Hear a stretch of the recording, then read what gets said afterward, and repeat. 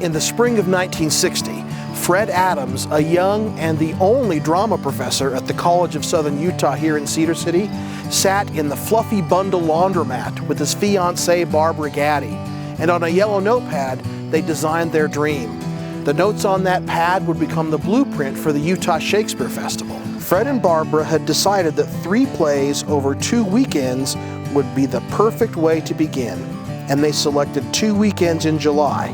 Now, the stage is set, the stars are out, and the fanfare was starting.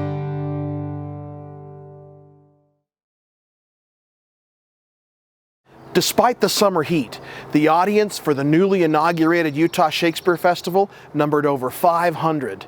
It was July 2nd, 1962, and everything was ready. Every detail had been carefully looked to, every contingency planned for, or so they thought. 2 young trumpeters had been recruited to play a fanfare announcing the beginning of the play. And as those notes rang through the air, Fred realized that he hadn't rehearsed a way to get the cast from the dressing room to the stage. Thinking quickly, he grabbed a torch from the prop rack, handed it to a costume page, and directed him to lead the cast in full view of the audience from the dressing room to the stage. This actor's processional became a festival tradition and an audience favorite for years to come.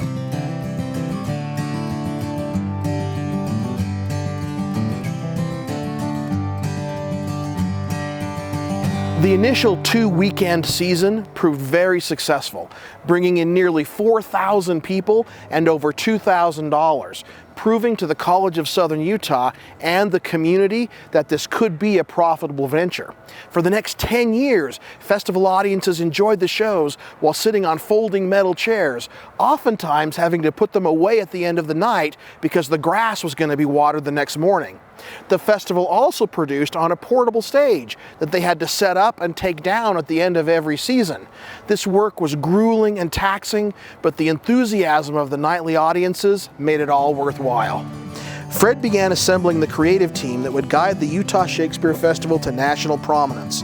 The group included directors Michael Addison and Tom Marcus, designers Doug Cook and Cameron Harvey, and public relations specialist Bessie Dover, who wrote countless press releases and human interest stories and utilized her contacts to get her work placed in newspapers and magazines with the widest circulation. From the beginning, the Utah Shakespeare Festival was to be more than just plays. Fred and his wife Barbara envisioned a courtyard with dancers, music, madrigals, and puppet shows. Under Barbara's direction, the Greenshow blossomed into a festival favorite. By 1971, after 10 years of hard work by hundreds of people, the festival had grown into an impressive and noteworthy regional theater. The number of performances had increased, and the need for new facilities had become apparent. The temporary stage had been set up and taken down so many times, and the bolt holes had become so big that the balcony was wobbly and unsafe. The folding chairs were looking less professional, and the audiences were reaching maximum capacity for the space.